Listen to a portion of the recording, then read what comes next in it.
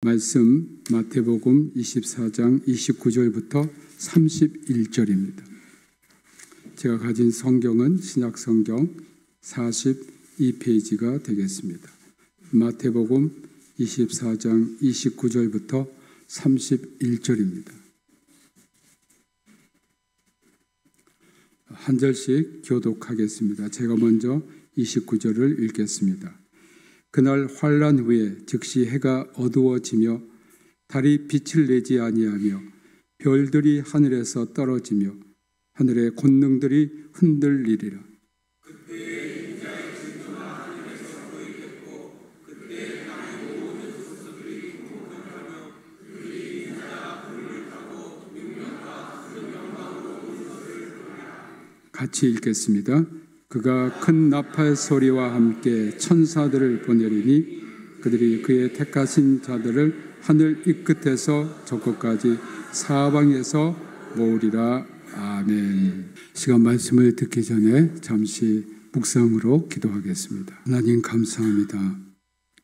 시간 성령님께서 우리 가운데 임재하시고 모두에게 성령으로 기름 부어 주옵소서. 저희들의 심령의 문을 열어 주옵소서. 영의 눈이 뜨게 하옵소서. 주님의 음성을 듣는 시간, 주님을 보는 시간 되게 하옵소서. 모든 영광과 존귀와 찬송과 기쁨과 감사를 주님께 바칩니다. 예수님 이름으로 기도합니다. 아멘.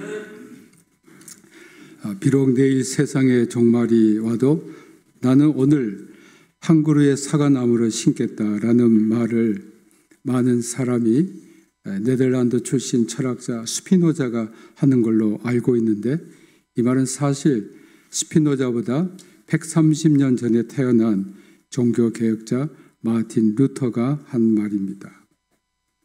루터는 종말론적인 신앙을 가졌고 그의 시대에 예수님께서 재림하실 거라고 생각하고 믿었습니다. 그것은 1525년 농민전쟁이 일어났을 때 그의 입장을 보면 알 수 있습니다.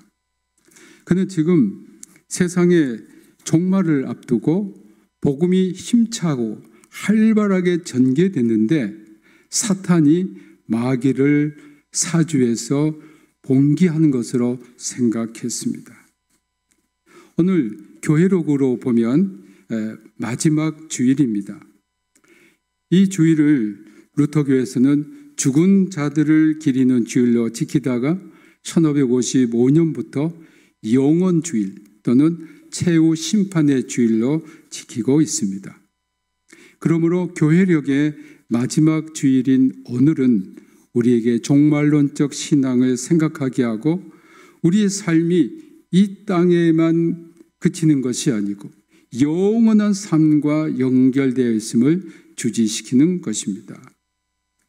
이런 삶을 우리에게 주시는 예수 그리스도께서 오시는 대강절 또는 대림절을 우리가 맞이하면서 성도들의 1년 동안의 신앙생활이 시작됩니다.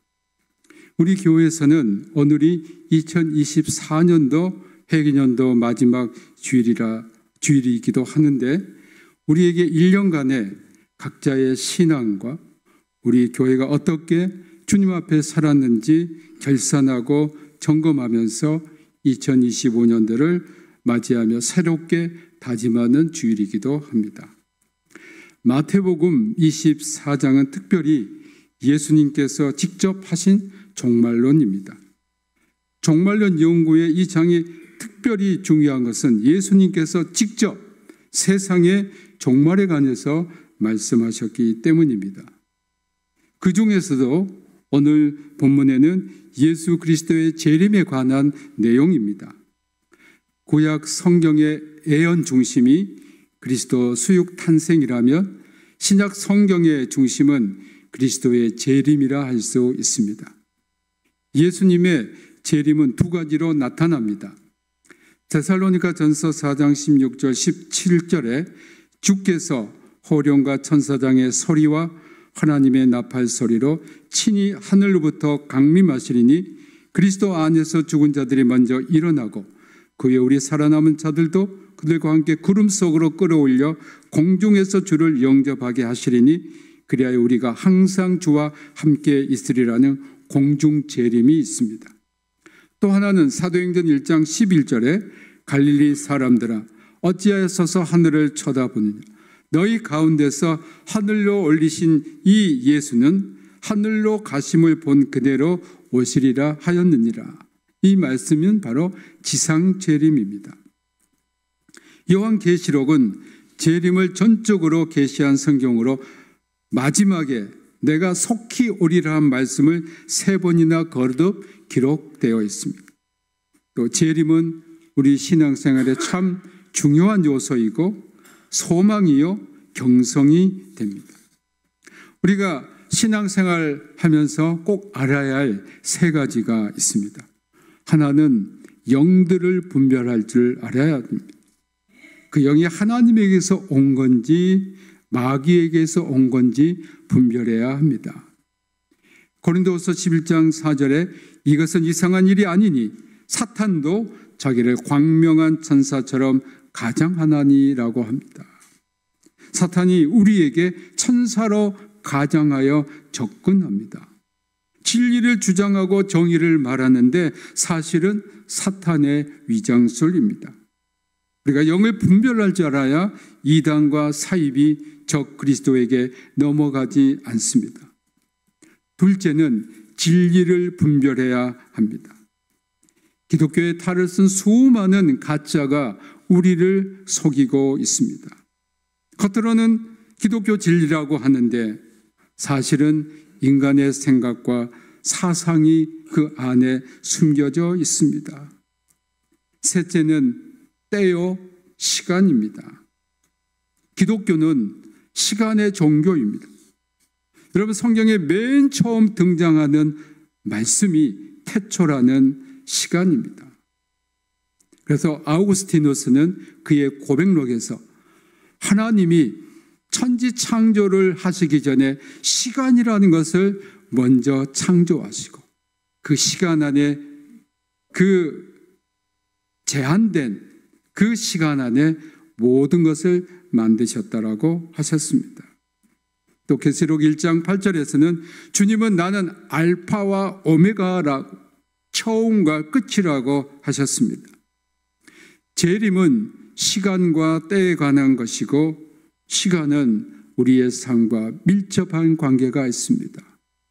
우리 생명의 길이는 시간입니다.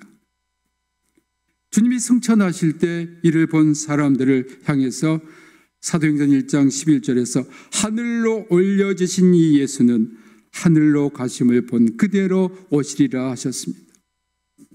지금은 주님의 재림이 정말 가까운 말세 가운데 가장 끝부분을 향해서 우리가 가고 있습니다. 마태복음 24장에 나오는 종말론은 요한계시록과 다니엘 9장 11장 에스겔 38장에서 말씀하는 종말론과 일치합니다. 29절에는 예수님께서 재림하시기 전에 세상에 어떤 일이 일어날 것인가를 말씀하고 있습니다. 그날 환난 후라는 말씀이 나오는데 예수님 재림 이전에 환난이 이 땅에 있다는 겁니다.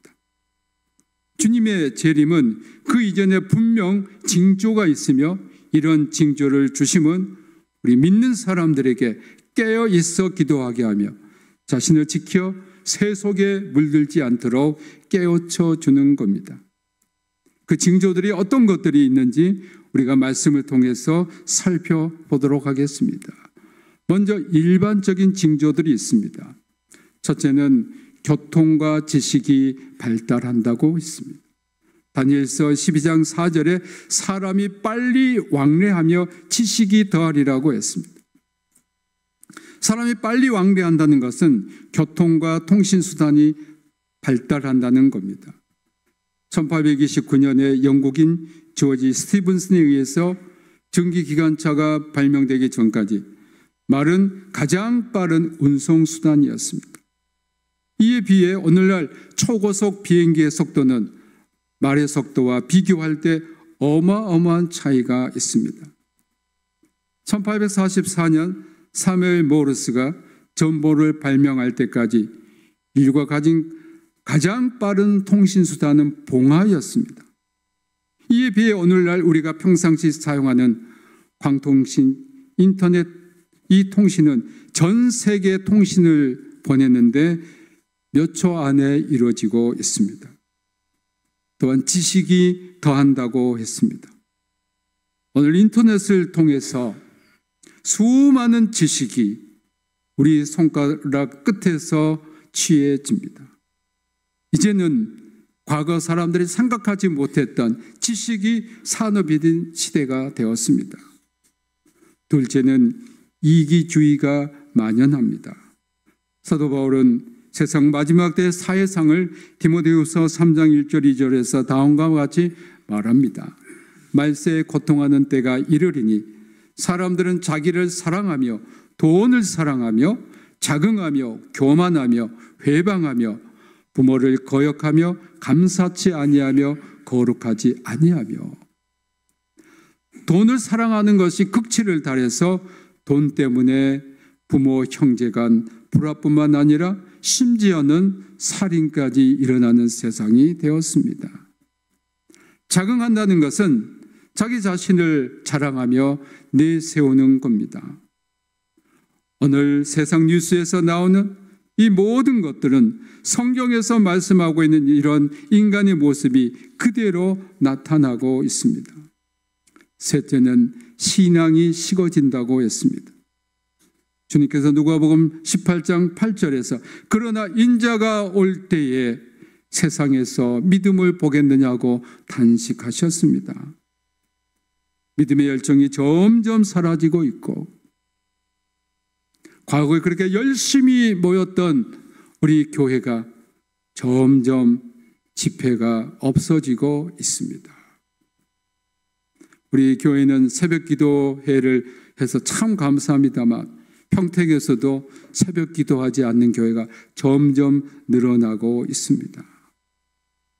하나님보다 돈을 믿고 세상의 권력을 믿는 사람들이 심지어는 우리 크리스찬 안에서도 있다는 겁니다. 넷째는 그리스도라 지칭하는 많은 거짓 그리스도가 나타납니다. 마태복음 24장 5절에 많은 사람이 내 이름으로 와서 이르되 나는 그리스도라 하여 많은 사람을 미혹해 하리라고 했습니다. 우리 한국에만요 자기가 그리스도라고 하는 사람이 1만 명이 넘는다고 합니다. 그것은 이단 종교를 연구하신 분들의 그러한 결과에 나와 있습니다. 이단이 널리 퍼져 있습니다.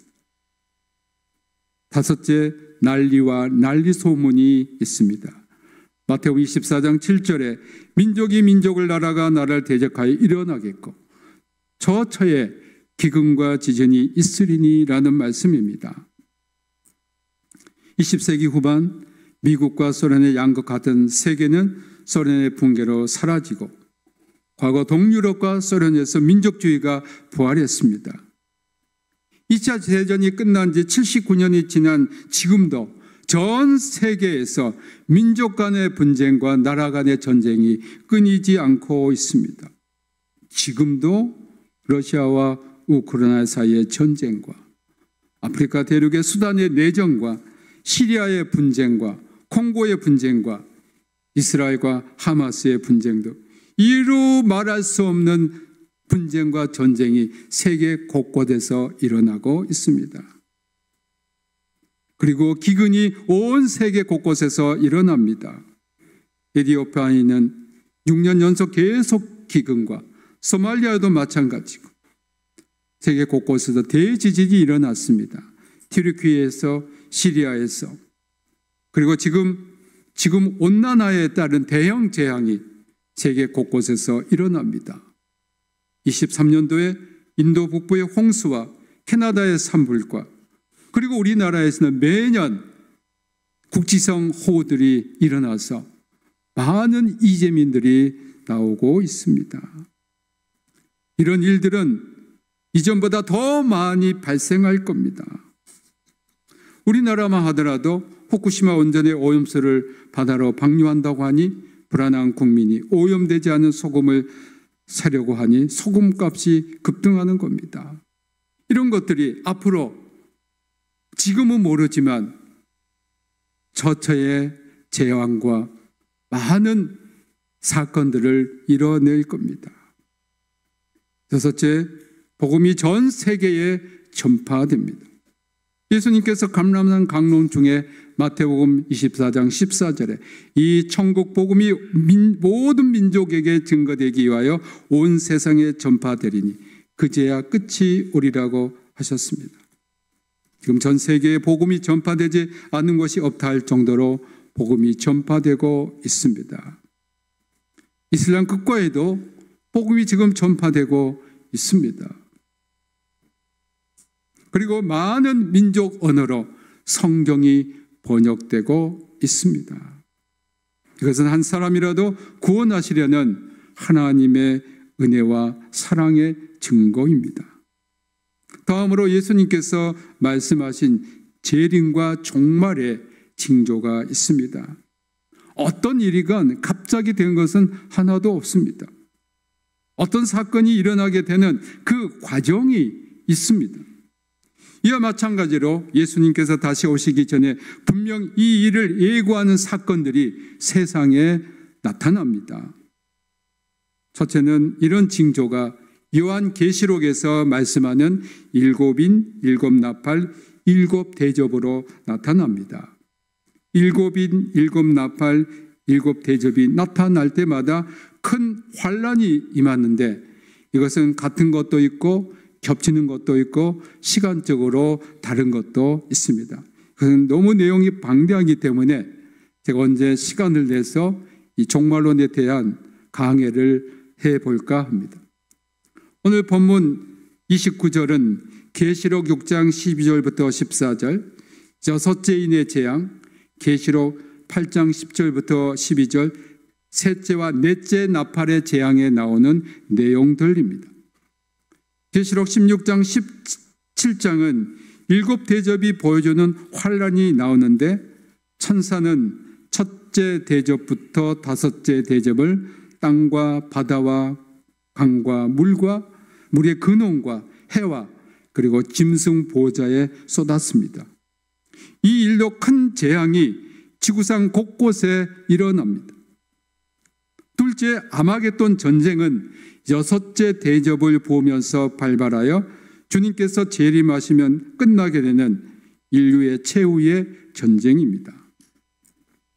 아마겟돈은 히브리어로 무기또 언덕이라는 뜻으로 무기또는 이스라엘 북부 이스라엘 평원에 있는 평평한 언덕을 가리킵니다. 이 평원을 차지하기 위해서 끝없는 전쟁이 일어나고 또 일어날 겁니다. 따라서 아마겟돈 전쟁은 첫째 이스라엘을 치기 위한 전쟁인데 에스겔 38장 15절 16절에 로스와 메섹과 두발랑 곡이라는 왕이 이스라엘을 치러 올 것이라고 했습니다. 바로 이 이스라엘 평원에서 일어나는 전쟁입니다. 아마겟돈 전쟁은 일곱인, 일곱나팔, 일곱대접에도 나타납니다. 일곱인에서는 계시록 8장 1절 2절에 일곱째 인을 뗄 때에 일곱째 나팔이 나오는데 일곱째 나팔이 바로 아마겟돈 전쟁을 의미합니다. 그리고 일곱째 천사가 일곱째 대접을 공중에 쏟으며 여러 재앙이 나타나는데 계시록 16장 17절부터 21절은 아마겟돈 전쟁 때의 현상을 보여주고 있습니다. 셋째로 일곱째 대접으로 아마겟돈 전쟁을 마감하는 최후 심판 양상을 보면 계시록 16장 18절 21절에 나오는 것처럼 번개와 음성과 내성 및 큰 지진과 한 달란트나 되는 큰 우박 등입니다. 최후의 심판이 되는 일곱째 대접은 공기 가운데 쏟아졌습니다. 그러므로 일곱째 대접은 적 그리스도 무리만 대상이 아니요 멸망받을 온 세계 사람이 그 대상입니다. 심판은 크게 세 가지로 나타납니다. 첫째는 큰 지진입니다. 둘째는 내성 병력과 함께 내리는 폭우 및 무게가 1달란트, 약 34kg 정도 되는 우박입니다. 셋째는 캄캄한 흑암 속에서 내려오는 유황불비입니다. 그러므로 큰 지진으로 땅이 완전히 뒤집고 엎어지어 사람들이 매몰되고 무너진 건물 밖으로 나와 땅에 갈라진 틈으로 나오려는 사람들은 폭우로 쓸어버려지거나 우박을 맞아 죽게 되고, 그래도 목숨이 붙어있는 자들은 유황불로 태워집니다. 30절에서는 인자의 신, 즉 하나 사람의 아들이신 예수 그리스도의 오심에 관해서 말씀합니다. 첫째는 그 시기입니다. 마태복음 24장 36절에서 예수님은 재림하시는 그 날짜와 시간은 하나님 아버지만 아신다고 했습니다. 제가 독일에서 공부할 때입니다. 1999년이었는데 아마 10월인가 이 정도 됐었을 것 같아요.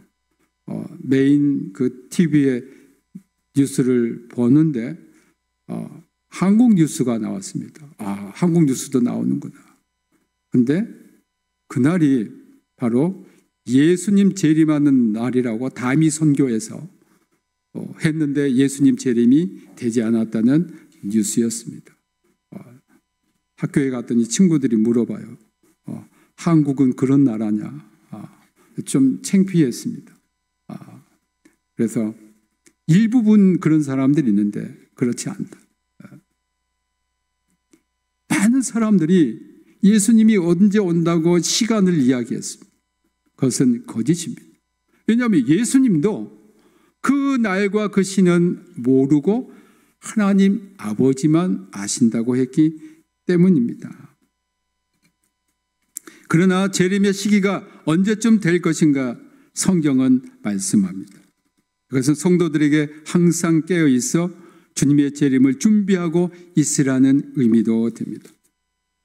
여섯째 대접이 부어지고 새 더러운 영이 천하의 임금들을 미혹하여 군대를 아마겟돈으로 모을 때 주님께서 말씀하시기를 계시록 16장 15절에서 내가 도적같이 오리니 누구든지 깨어 자기 옷을 지켜 벌고 벗고 다니지 아니하며 자기의 부끄러움을 보이지 아니하는 자가 복이 있도다고 하셨습니다.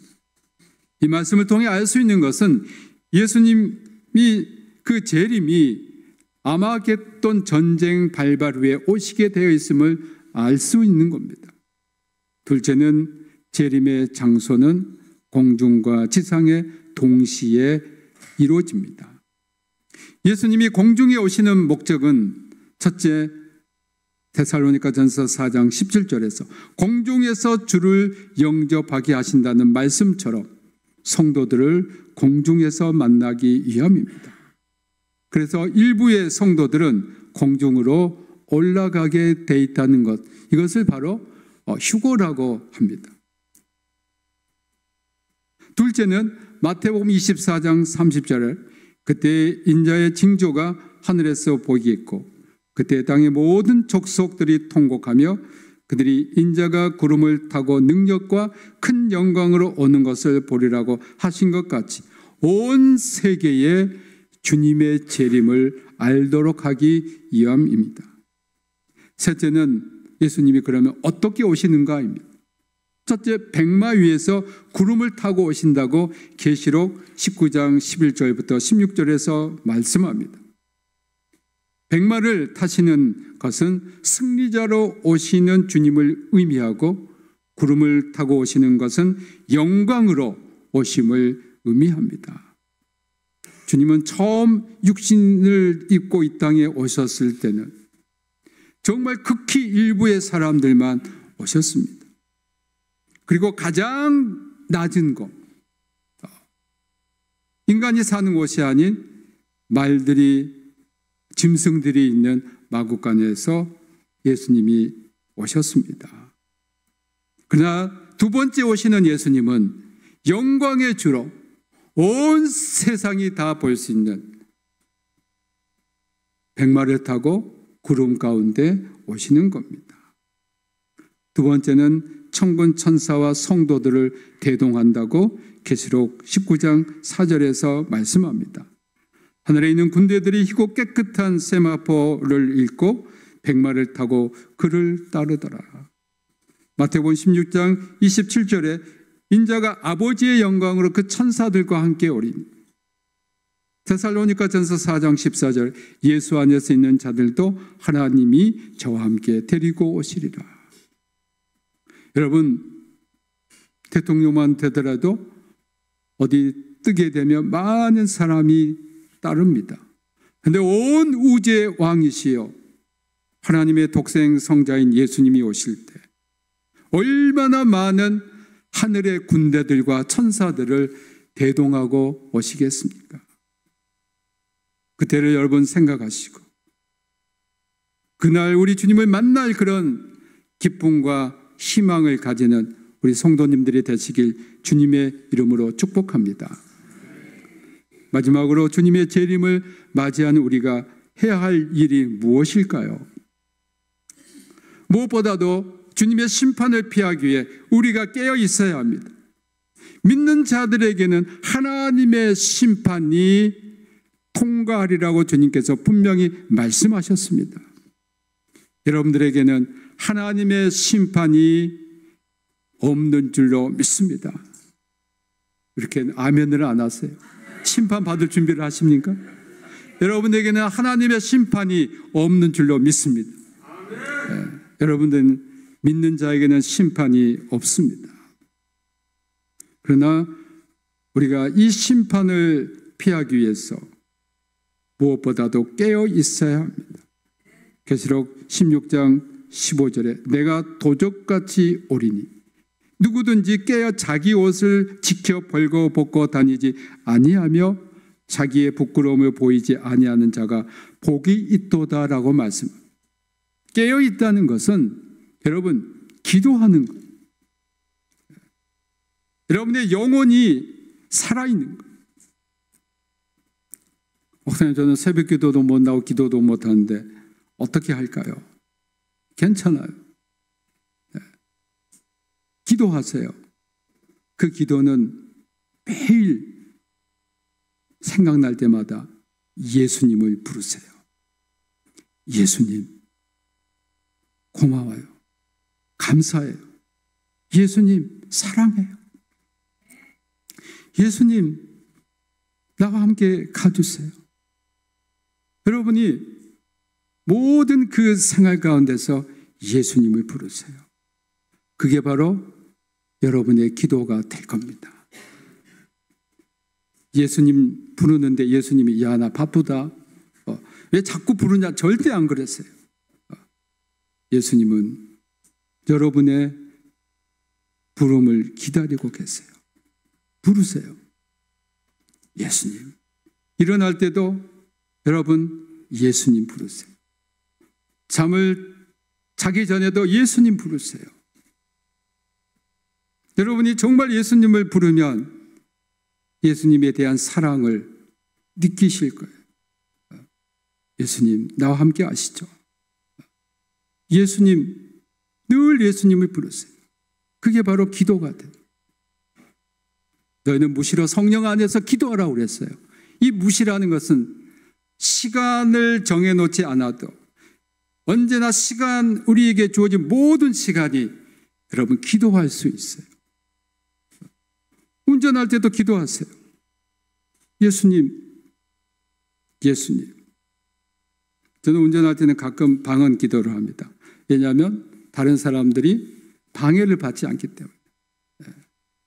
여러분 방언하신 분들은요, 운전할 때 방언 기도를 하세요. 그럼 굉장히 좋아요. 왜냐하면 방언은 많은 사람이 있을 때는 사도 바울이 되도록 하지 말라고 그랬어요. 왜? 시험 받는 사람들이 있기 때문에. 그렇지만 혼자 있을 때는 크게 해도 돼요. 운전하신 분들은 운전할 때 방언 기도하세요. 여러분 잠이 안 오면요, 그냥 방언으로 기도하세요. 그러면 놀랍게 또 잠이 와요. 믿습니까? 제가 요즘 그 방법을 사용합니다. 또 잠이 안 올 때 그냥 잘 때 계속 방언으로 기도합니다. 그러면 나도 모르게 잠이 들어있더라고요. 왜냐하면 방언 기도는 우리의 영이 기도하는 거예요. 우리의 영이 하나님과 교류하는 시간이에요. 그러니까 방언 기도하신 분들은 계속 방언 기도하세요.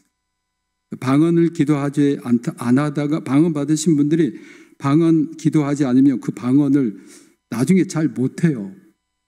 그런데 방언 기도하신 분들은 계속 운전할 때도 방언 기도, 잠잘 때도 그냥 방언 기도하다 보면 잠이 와요. 여러분 기도하세요.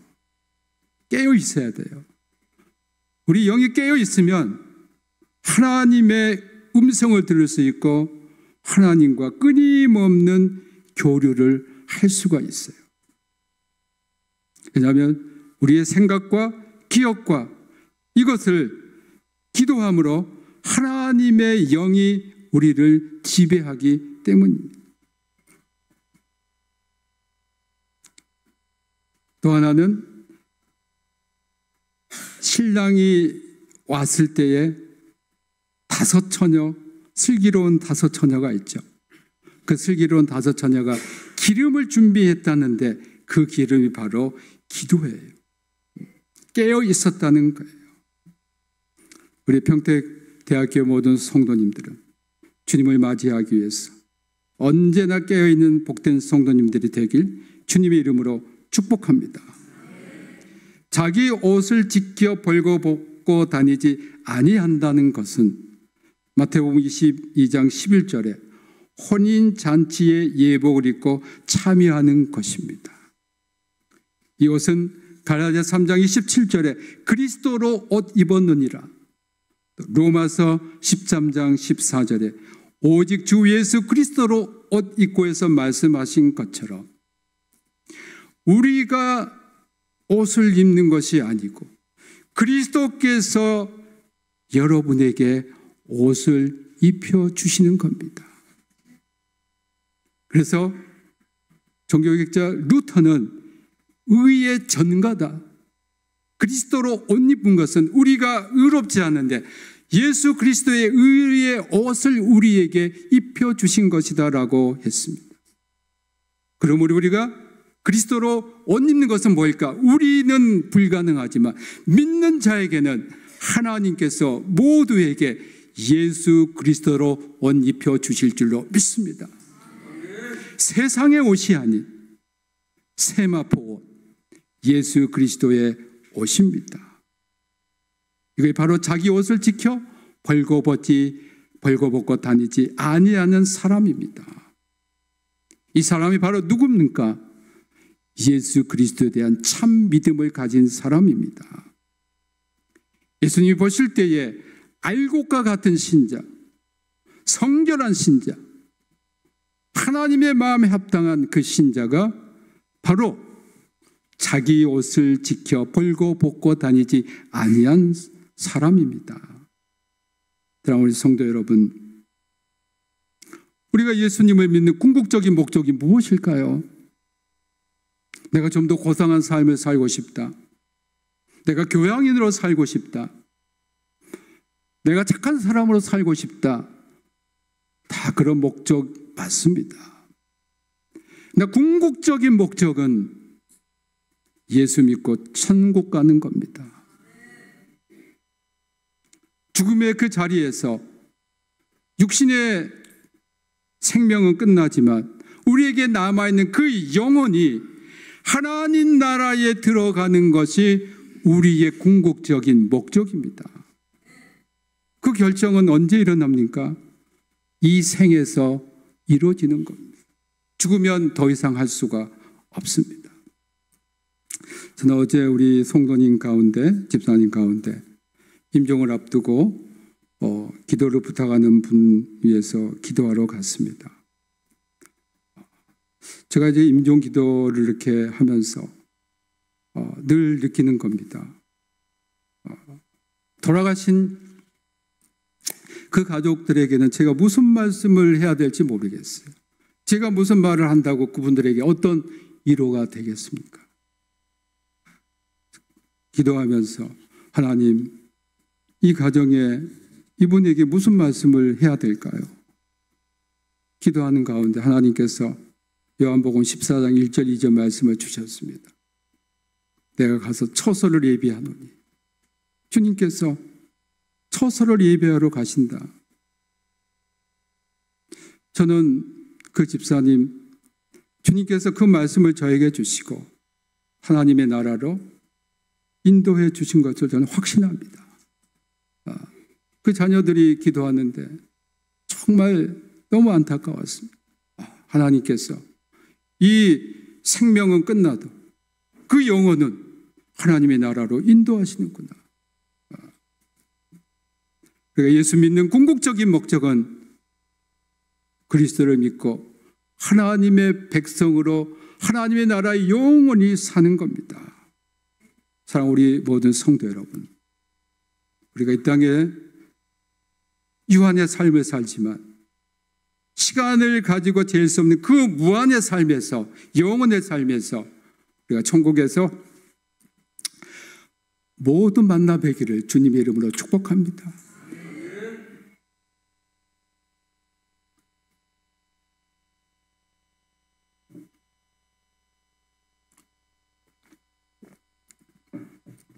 저는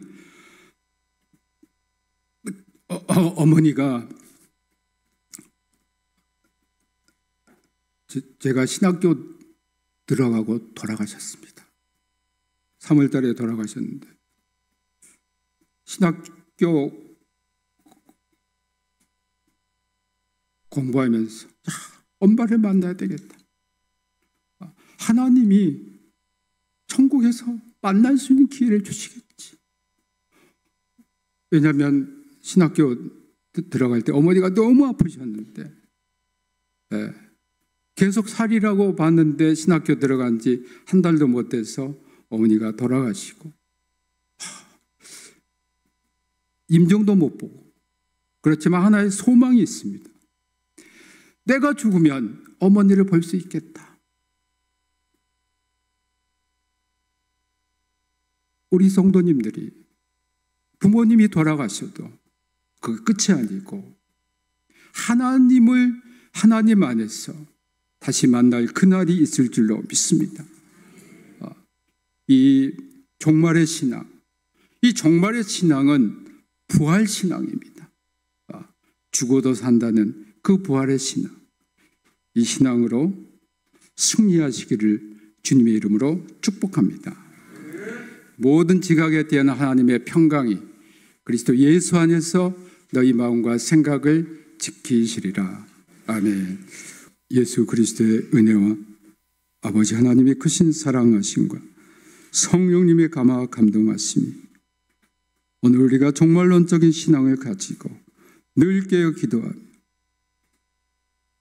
우리의 예복을 준비하고 또한 주님이 오시는 그날까지 세속에 물들지 아니하고 믿음을 지키고 살기로 다짐하는 여기 모인 모든 우리 성도들과 그들의 가족과 권속과 평택대학교회와 피해성기념학원 평택대학교, 이 나라와 이 민족과 또한 북한에 있는 우리 믿음의 형제 자매들, 또 앞으로 사역을 새롭게 하는 이태권 전도사, 오달금 전도사에게 지금부터 영원토록 함께하기를 축원하옵나이다. 아멘.